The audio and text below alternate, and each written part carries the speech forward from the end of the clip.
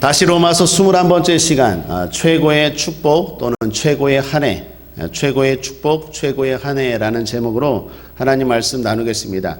지난 시간의 내용을 다시 정리하면 이렇습니다. 성령 충만은 복 중에 복이다 라고 말씀했습니다. 그래서 주님은 구하라 찾으라 두드리라 이처럼 기도하라 말씀하시면서 성령을 첫 번째 기도 제목으로 정하라 라고 하셨습니다. 그런데 문제는 우리가 성령 충만이 복임을 실감하지 못할 때가 있다라는 것입니다. 왜 그렇습니까? 고난 때문입니다. 예수 잘 믿고 성령 충만한데도 물질 때문에 어렵습니다. 예수 잘 믿고 성령 충만한데도 여전히 질병이 우리 가운데 있을 때가 많습니다. 그래서 때로는 정말 성령 충만이 복인가? 의구심이 듭니다. 그래서 성령 충만을 가볍게 생각합니다. 여러분, 성령 충만의 유익은 무엇입니까? 왜 성령 충만이 가장 큰 복입니까? 여러 가지가 있겠지만 무엇보다도 성령 충만하면 해석이 달라집니다. 우리가 흔히 말하죠. 사실보다 해석이라고. 어떤 문제를 똑같이 보더라도 그것을 어떻게 해석하느냐가 더 중요하다라는 거죠. 예수 믿고 성령 충만해도 고난이 있을 수 있습니다. 그러나 분명한 것은 이전과는 다른 고난입니다. 한마디로 필요한 고난입니다. 나를 하나님의 사람으로 변화시키는 유익한 고난입니다. 하나님이 갚아주시는 영광과 축복과 면류관이 기다리는 축복의 고난입니다. 그런데 이런 고난에 대해서 진의를 성령님이 깨닫게 하세요. 성령 충만하지 아니하면 날마다 고난 앞에서 분별하지 못하고 신세한탄해요. 나는 왜 이럴까? 아, 힘들어. 아, 어려워. 근데 성령 충만하면 그것을 깨닫게 돼요.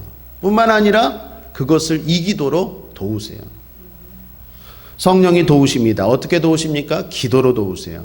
실수까지도 합력하여 선이 되게 하심으로 도우세요. 그래서 결국 하나님이 나 잘 되라고 이 고난, 이 아픔을 허락하셨구나.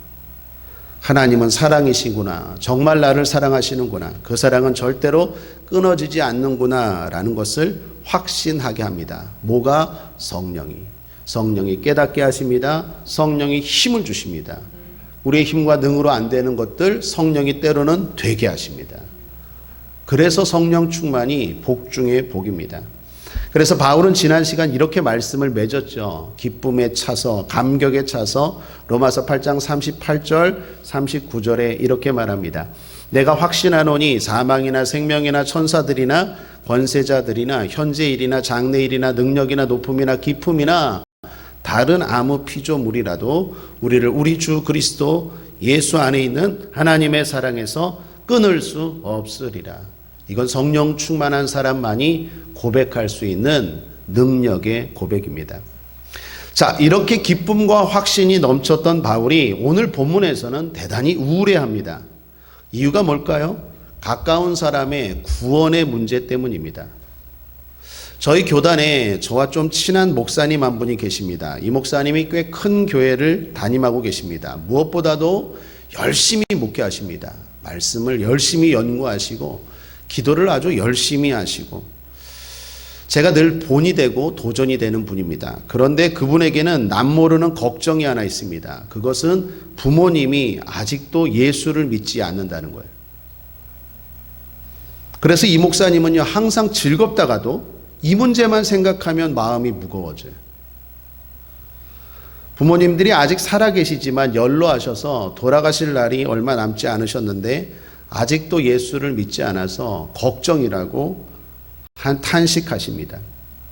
주일마다 연락을 드리는데 연락드리면 꼭 부모님이 그러신답니다. 오늘은 손님 많았냐? 수요 예배 때 손님 많았냐? 주일날 손님들 많이 왔냐?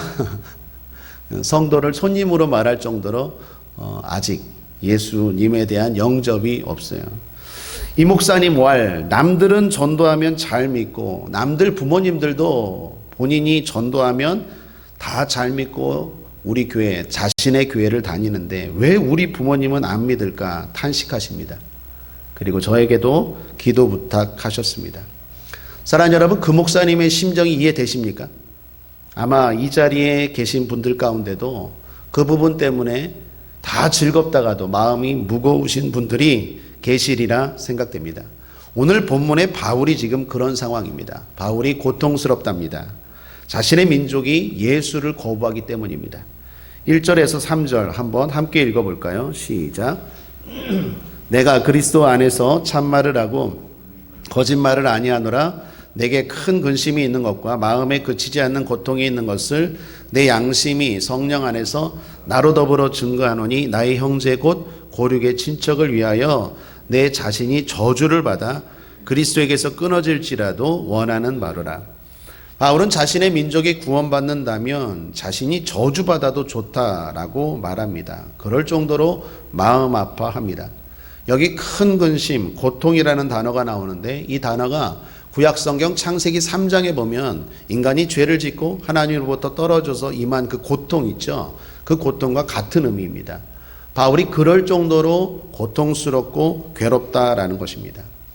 그렇습니다. 사랑하는 여러분, 우리가 가져야 될 최고의 관심이 무엇이겠습니까?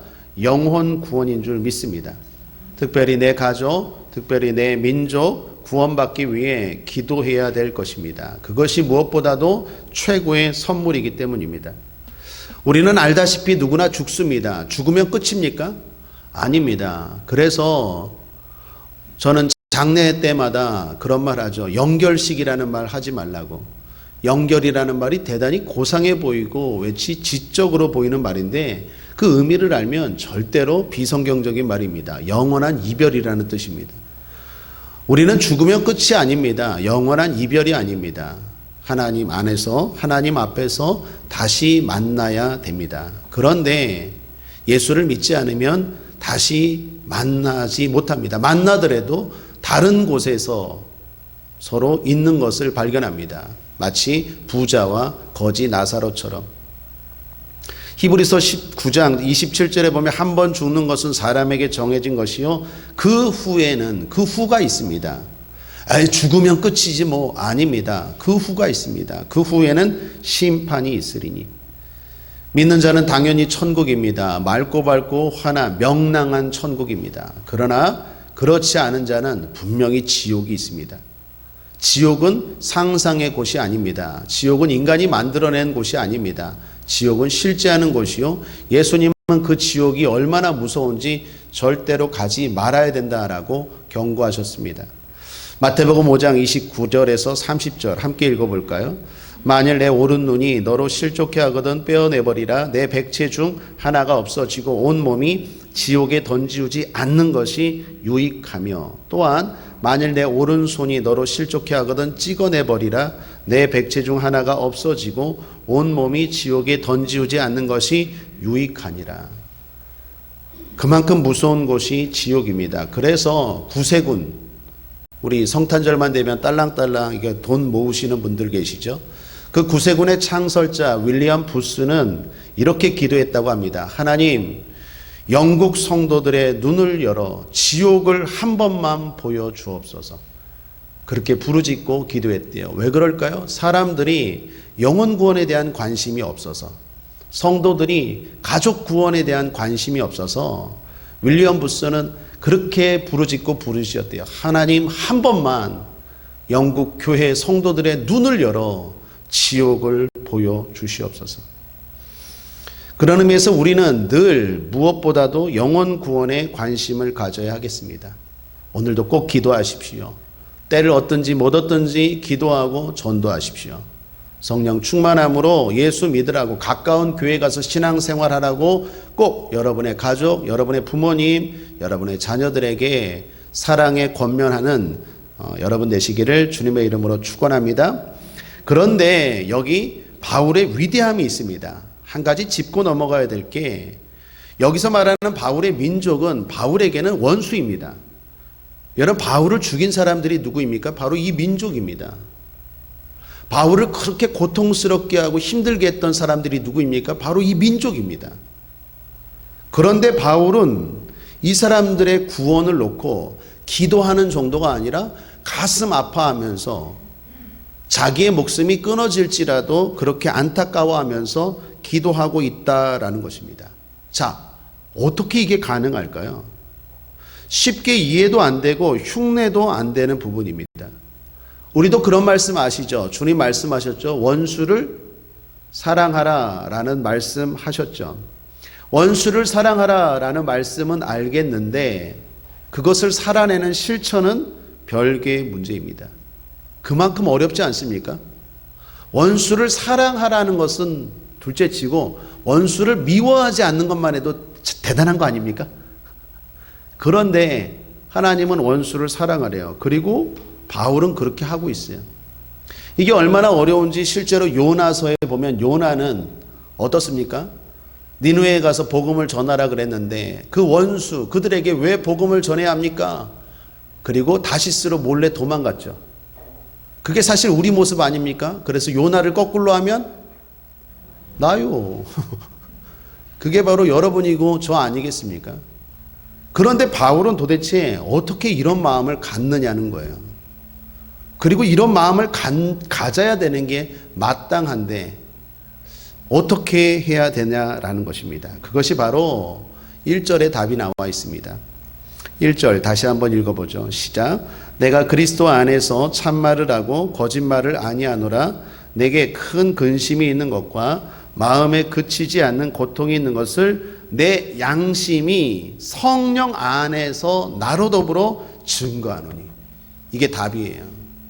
성령 안에서 내 양심을 깨끗하게 해요. 거룩하게 해요. 온전하게 해요. 누가? 성령님이. 성령님이 내 안에 계세요. 그래서 성령 충만하면 그분이 나를 힘들게 했을지라도 보통 대부분 상처는 가족들에게 받지 않습니까? 어려서 상처받은 것 대부분 보면 그런 상처에도 불구하고 성령이 나로 하여금 그 영혼을 향해서 불쌍한 마음을 갖게 하고 사랑하는 마음을 갖게 해요. 그것이 최고의 사랑이고 또한 우리에게는 최고의 축복인 줄 믿습니다. 왜요? 주님을 닮은 모습 아닙니까? 맞습니다. 내 힘으로 안 됩니다. 내 능력으로 안 됩니다. 내 의지로 안 됩니다. 그런데 내 안에 성령이 계시면 나도 모르게 불쌍히 여겨져요. 나도 모르게 나에게 돌을 던지고 나를 미워하고 나를 핍박했던 그 사람이 긍휼히 여겨져요. 그리고 하나님 앞에 기도하게 되는 거예요. 이러한 은혜, 이러한 축복이 올 한 해 저와 여러분 가운데 있게 되기를 주님의 이름으로 축원합니다. 우리에게는 그러한 사랑이 넘치고 뿐만 아니라 그러한 사랑의 기도와 전도로 말미암아 여러분 가족들이 다 변화되고 심지어 나에게 상처를 주고 힘들게 했던 사람들까지라도 다 변화시키는 하나님의 능력의 자녀들, 이 땅의 선교사들 되기를 주님의 이름으로 거듭 권면합니다. 자, 두 번째, 바울의 동포인 이스라엘이 예수를 믿지 않아 바울은 고통스러워했습니다. 그런데 사실 이스라엘은 원래 선택받은 민족이었습니다. 그래서 많은 특혜를 누렸죠. 그 이야기가 4절에서 5절입니다. 저희는 이스라엘 사람이라 저희에게는 양자됨과 영광과 언약들과 율법을 세우신 것과 예배와 약속들이 있고 조상들도 저희 곳이요 육신으로 하면 그리스도가 저에게서 나셨으니 저는 만물 위에 계셔 세세의 찬양을 받으실 하나님이시니라. 아멘. 하나님이 이스라엘을 선택하셨어요. 수많은 민족 가운데서, 수많은 백성들 가운데서 이스라엘을 선택하셔서 양자 삼으셨습니다. 자신의 영광을 보여주셨고 언약도 주셨고 율법도 주셨고 전능하시고 살아계신 하나님을 예배토록 했고 많은 축복의 약속들도 주셨습니다. 무엇보다도 예수님도 어느 민족입니까? 어느 나라 출신입니까? 이스라엘 출신이죠. 예수님, 이 땅의 구세주인 예수님까지도 혈통으로는 유대민족, 이스라엘 민족으로 오셨습니다. 이거 대단한 특혜가 아닐 수 없습니다. 그런데 문제는 오히려 이런 특권을 가졌는데, 특혜를 누렸는데도 불구하고 예수를 믿지 않고 구원받지 않는 이유가 되었어요. 이게 아이러니예요. 사랑하는 여러분, 그렇습니다. 이것은 우리에게 많은 큰 경각심을 가져다 줍니다. 잘 되면 예수 잘 믿을 것 같죠. 근데 그게 아니라니까요. 하나님이 축복으로 주신 물질이 오히려 하나님을 섬기는데 방해가 될 때가 있어요. 하나님이 주신 축복으로 주신 형통이 오히려 하나님을 섬기는데 교만하고 게으르고 세상에 빠지는 삶으로 인도하여 방해될 때가 있습니다. 진정한 복은 믿음의 복 아니겠습니까? 하나님을 가까이 함이 복 중의 복 아니겠습니까? 그러므로 내가 보기에 하나님을 멀게 하는 것은 그게 좋아 보일지라도 복이 아니라는 거예요. 반대로 내가 보기에 이것은 별로 복 같지도 않은데 오히려 복이 아니라 고통인데 하나님을 가까이 하게 했다? 그러면 그건 진짜 복이에요. 진짜 복이 뭔지를 잘 분별하고 잘 간구하고 살아야 하겠습니다. 이스라엘과 달리 많은 이방인들은 예수님을 믿게 되었습니다. 자, 그들은 믿은 이유가 뭡니까? 특별히 그들도 조건은 없습니다. 이유는 하나입니다. 하나님의 선택, 부르심입니다. 11절입니다. 함께 읽죠. 시작. 그 자식들이 아직 나지도 아니하고 무슨 선이나 악을 행하지 아니한 때에 택하심을 따라 되는 하나님의 뜻이 행위로 말미암지 않고 오직 부르시는 이에게로 말미암아 서게 하려 하사. 당시 바울이 편지 보내고 있는 그 시점에 로마 교회뿐만 아니라 많은 교회 성도들은 대부분 이방인이었습니다. 이방인들이 교회 안에 이스라엘 사람들보다 훨씬 많았어요. 왜 이렇게 되었습니까? 무엇이 바뀌었습니까? 바울은 말합니다. 바뀐 게 없다. 하나님은 바뀐 게 없다. 원래부터 하나님은 동일하다라고 말씀해요. 그래서 6절을 보시면 또한 하나님의 말씀이 폐하여진 것 같지 않도다. 구약의 하나님의 말씀이 폐하여진 것, 변한 것 같지 않도다. 그런데 분명한 것은 뭡니까? 이스라엘에게서 난 그들이 다 이스라엘이 아니요 라고 말씀합니다. 무슨 의미일까요? 육적 이스라엘과 영적 이스라엘이 구분된다라는 거예요. 그러한 구분은 구약에서부터 이미 있었다라는 것입니다. 그러면서 바울이 구약의 아브라함의 경우를 설명합니다. 아브라함에게는 이삭과 다른 자녀들이 있었습니다. 육으로는 다 아브라함의 자녀죠. 그런데 약속의 자녀는 누구입니까? 이삭이죠. 이삭의 자녀들 야곱과 에서도 마찬가지입니다. 누가 선택받았죠? 야곱이죠. 12, 13절에 보면 리브가에게 이르시되 큰 자가 어린 자를 섬기리라 하셨나니 기록된 바 내가 야곱은 사랑하고 에서는 미워하였다 하심과 같으니라. 자, 이삭이 뭐 잘한 거 있습니까? 없어요. 하나님이 선택하셨다라는 거예요. 야곱이 에서보다 잘한 거 있습니까? 없어요. 하나님이 그렇게 태중에서부터 리브가의 태중에서부터 하나님이 선택하셨다라는 거예요. 그러므로 전적인 하나님의 선택, 하나님의 부르심입니다. 자, 오늘 이 말씀 중요합니다. 오늘 저와 여러분이 이렇게 예배드리고 있고 우리가 이 위중한 상황에서도 하나님에 대한 사랑이 변함이 없다라는 것 하나님의 부르심이고 하나님의 은혜인 줄 믿습니다. 하나님께 감사하십시오. 이게 최고의 축복입니다. 여러분이 혹시 물질이 너무 많아서 할 일이 너무 많고 갈 데가 너무 많고 볼 것이 너무 많고 그래서 오히려 하나님을 등한히 한다면 그 물질은 복이 아니라니까요. 여러분이 너무 건강해서 그냥 온 세계를 누비고 다니는으로 말미암아 하나님 앞에 예배드리고 봉사할 시간이 없다면 그 건강은 복이 아니라니까요. 진짜 복은 하나님 앞에 나아가는, 하나님 앞에 가까이 가는 것이 복 중의 복이에요. 근데 그 복이 어떻게 이루어졌습니까? 하나님의 선택, 하나님의 부르심, 다시 말하면 은혜예요. 은혜라고 밖에 할 수 없어요. 우리가 뭘 잘한 것이 아니에요. 무슨 조건 때문에 그런 게 아니에요. 하나님의 은혜로 저와 여러분이 지금 이렇게 살아가고 있습니다. 그러므로 감사하십시오. 은혜입니다 라고 늘 고백하며 사십시오. 그런 의미에서 좀 더 이 부분 설명이 필요합니다. 여러분, 하나님이 그럼 야곱을 선택했습니다. 이것 때문에 신학자들이 큰 논쟁이 오랫동안 있었어요.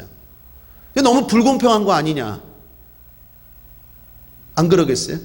에서 입장에서 불공평하지 않겠어요? 내가 뭘 잘못되고 나를 미워하고 야곱은 사랑해? 하나님 불공평하신 하나님, 이렇게 말할 수 있지 않겠느냐고요. 그것 때문에 많은 논쟁들이 있었어요. 잘 들으십시오. 하나님은 야곱을 선택했습니다. 사랑했습니다. 맞습니다. 그렇다고 에서를 미워했다라고 말하는데 실제로 미워하지 않았어요. 창세기에 보면 에서도 하나님이 축복하셨어요. 물론 야곱을 더욱 축복한 건 사실이지만 에서를 미워하거나 저주하진 않았습니다. 그런데 왜 성경이 이렇게 기록할까요? 이게 당시 성경을 기록하는 하나의 표현법이에요. 방법이에요. 히브리 사람들의 방식이에요. 그러니까 한쪽을 강조하기 위해서 다른 쪽을 반대로 부각시켜서 사용하는 거예요.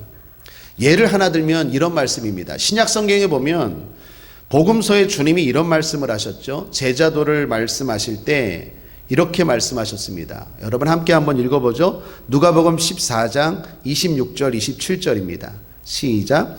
무릇 내게 오는 자가 자기 부모와 처자와 형제와 자매와 및 자기 목숨까지 미워하지 아니하면 능히 나의 제자가 되지 못하고 누구든지 자기 십자가를 지고 나를 쫓지 않는 자도 능히 나의 제자가 되지 못하리라. 미워하래요.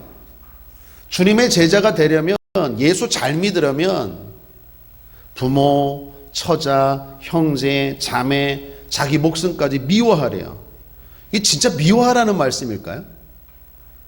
말씀이 뭐가 안 맞는 것 같아요. 구약에 보면 부모 공경하라 그랬잖아요. 십계명에도 5계명이 효계명이잖아요. 디모데전서 신약에 보면 내 가족을 돌아보지 아니하는 자는 불신자보다 더 악하다면서요. 근데 예수님은 뭐라고요? 오히려 미워하래요. 그게 뭐가 말이 안 맞는 거 아니에요? 상충되지 않습니까? 바로 이것이 당시 성경을 기록한 히브리 사람들의 표현법이에요. 미워하라는 게 아니라 주님을 그만큼 사랑한다는 걸 강조하기 위해서 극단적으로 반대되는 것을 사용하는 거예요. 그러므로 본문도 그런 점에서 마찬가지입니다. 에서를 미워했다라는 게 아니에요. 야곱은 사랑하고 에서를 미워한 게 아니고 이삭은 사랑하고 그 나머지 자식들은 미워한 게 아니라 하나님이 야곱에 대한 사랑을 강조하고 이삭에 대한 선택을 강조하다 보니까 상대적으로 그렇게 반대되는 개념을 이스라엘 사람들이, 성경을 기록한 사람들이 사용하는 표현법입니다. 그러므로 사랑하는 여러분, 강조하여 다시 한번 권면드립니다. 쓸데없는 논쟁에 고민하지 마십시오. 하나님은 불공평한 거 아닌가? 그럼 에서는 어떻게 하나? 태중에서부터 하나님이 선택하시고 선택받지 못한 사람들은 얼마나 억울한가? 이런 것들 때문에 불필요하게 시간 낭비하지 말라라는 것입니다. 하나님의 공의에 대해서, 하나님의 일하심에 대해서 의심하고 불필요한 논쟁으로 시간 낭비하고 불필요한 호기심 때문에 에너지 낭비하지 말라는 거예요. 14절 바울이 그래서 이렇게 말하죠. 그런즉 우리가 무슨 말하리요? 하나님께 불의가 있느뇨? 그럴 수 없느니라. 그럴 수 없느니라. 하나님은 불의하지 않아요. 하나님은 어떻습니까? 공의로우세요. 하나님이 긍휼히 여길 자 긍휼히 여기고 하나님이 불쌍히 여길 자 불쌍히 여기는 건 하나님의 주권이에요. 우리가 집중해야 되는 것은 무엇입니까? 다시 말씀드립니다. 지금 내가 하나님 앞에 이렇게 쓰임받고 있다면 감사하십시오. 그리고 하나님의 은혜에 부응하며 사는 것입니다. 여기 하나님이 나를 선택해 주셨다. 그것 때문에 기뻐하는 거예요. 과거 이스라엘 사람들처럼 특권의식에 사로잡혀 교만하지 말라는 거예요. 하나님이 날 불러주셨어. 내가 잘한 거 없어. 하나님이 날 선택해 주셨어. 이렇게 수요 예배까지 드릴 수 있는 환경과 상황과 또한 나에게 믿음까지 주신 건 하나님의 부르심이야. 그 은혜에 감사하고 더 열심히 더 감격하여 하나님 앞에 예배드리고 하나님을 찬양하고 하나님 앞에 나아가야지, 내가 뭘 잘해서 하나님이 선택했어, 또는 교만하게 하나님 공평하지 않네? 그러면 여러분을 버리는 게 하나님이 공평한 겁니까? 하나님은 하나님이세요. 하나님은 공평하신 분이고 하나님은 창조주세요. 그런 부분 때문에 우리의 마음, 우리의 모든 것 낭비하지 않고 늘 겸손함으로 하나님 감사합니다, 은혜에 감사합니다, 선택해 주시고 불러주셔서 감사합니다, 오늘도 무슨 축복을 주시고자 이 예배에 불러주셨습니까? 사모합니다, 간절히 원합니다, 믿습니다, 주시옵소서. 불렀을 때는 이유가 있으니까 불렀지 않았겠어요? 그냥 부르십니까? 주님이 불렀는데 왜요? 그랬더니 심심해서 한번 불러봤다. 주님 그러시겠냐고요. 불렀을 때는 분명히 목적이 있다고요. 그걸 믿고 그 은혜를 사모하고 간구하는 게 우리에게 지혜다라고 바울은 말하는 거예요. 하나님 불의하지 않아요. 하나님 오히려 공의롭고 하나님 우리에게 더 큰 사랑이 넘칩니다. 또한 반대로 열등감에 빠지지 말라라는 거예요. 하나님이 날 선택하셨습니다. 아무것도 못하는 나를 선택하셔서 여기까지 인도하셨어요. 그러면 거기까지 인도하실까요? 안 하실까요? 하시는 거죠. 여기까지 인도하신 하나님이 거기까지도 인도하실 거예요. 쓸데없는 걱정하지 마십시오. 낙심하지 마십시오. 열등감에 빠지지 마십시오. 자기 연민에 빠지지 마십시오. 자살 같은 거 생각하지 마십시오. 부족한 나를 여기까지 인도하셨어요. 변찮는 주님의 사랑이에요. 여전히 내가 죄를 짓고 여전히 부족하지만 하나님의 사랑 변치 않아요. 그 변치 않는 십자가의 사랑 붙들고 날마다 이기고 나아가십시오. 어떤 문제가 있고 어떤 어려움이 있어도 하나님이 날 선택하셨다니까요. 세상적인 소리에, 세상적인 조건에 눌려 살고 열등감 가운데 살고 경쟁하려고 하고 거기에 목숨 걸지 마십시오. 우린 그것보다 훨씬 큰 사람이, 하나님이 저와 여러분을 불러주시고 하나님이 저와 여러분을 사랑해 주셨어요. 교만하지 않아야 되지만 또한 반대로 너무 열등감에 빠지지 마십시오. 하나님의 사랑과 은혜 가운데 감사하면서 달려가시기를 주님의 이름으로 축원합니다. 우리 앞에 좋은 것들 하나님이 예비하고 계신 줄 믿습니다. 지금 대신방 기간입니다. 어제도 대신방 했는데 각 가정들마다 하나님이 좋은 말씀들을 주셨어요. 제가 준비하여 가도 이런 말씀은 못하겠다 할 정도로 그 가정에 딱 좋은 말씀들을 하나님이 다 주셨어요. 신방할 때마다 제가 은혜를 받고 제가 깨달아요. 하나님이 이 가정을 사랑하시는구나. 우리가 설령 그 가정을 어떻게 볼지라도 하나님이 보시는 관점은 달라요. 그러므로 오늘 말씀의 정리는 옛날에 들었던 그리고 옛날에 소개했던 말로 정리합니다. 한번 소개했죠. 성도에게는 딱 두 마디만 필요해요. 뭘까요? 따라하겠습니다. 은혜입니다.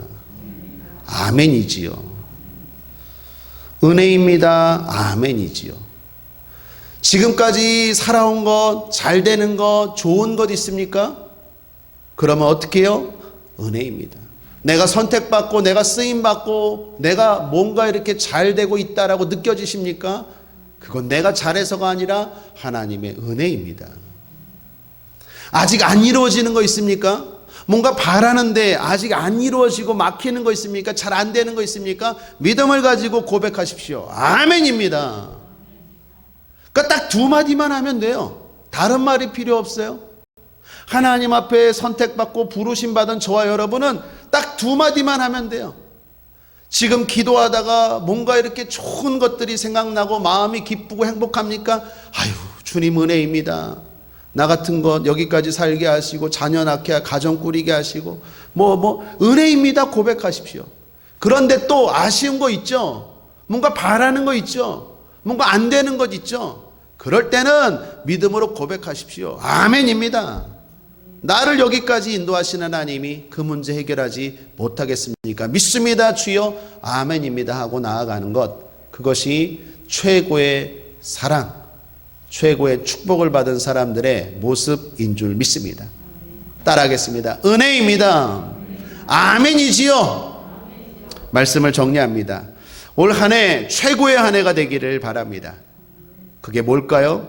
여러분이 영혼 구원에 관심을 가지는 것, 그 마음이 성령으로 말미암아 가슴에 사무치는 것, 그리고 실제로 무엇보다 여러분의 가족, 이웃, 친척, 친구가 구원받는 것입니다.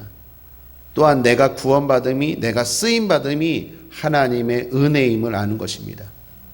그 은혜에 부응하여 교만치 않고 또 반대로 낙심치 않고 앞으로 이루어주실 것을 믿고 아멘하며 믿음으로 살아가는 것입니다. 이러한 최고의 축복이 있는 최고의 한 해가 되시기를 주님의 이름으로 축원합니다. 좋은 일이 있을 것입니다. 기도하겠습니다. 하나님 아버지 감사합니다. 올 한 해 최고의 축복이 있는 최고의 한 해가 될 수 있도록 우리 성도님들 붙들어 주시고 함께하여 주시옵소서. 특별히 우리를 불러주셔서 감사합니다. 선택하여 주셔서 감사합니다. 우리 가족의 구원을 놓고 기도합니다. 하나님 아버지, 우리 민족의 구원을 놓고 기도합니다. 은혜 베풀어 주시고 역사하여 주셔서 구원하여 주시옵소서. 특별히 하나님 아버지, 오늘도 우리를 사랑하시고 축복하시는 주님 앞에 마음의 소원을 가지고 기도합니다. 감사하며 기도합니다. 믿고 기도합니다. 응답하여 주시옵소서. 감사드리며 예수님의 이름으로 축복하고 기도했습니다. 아멘.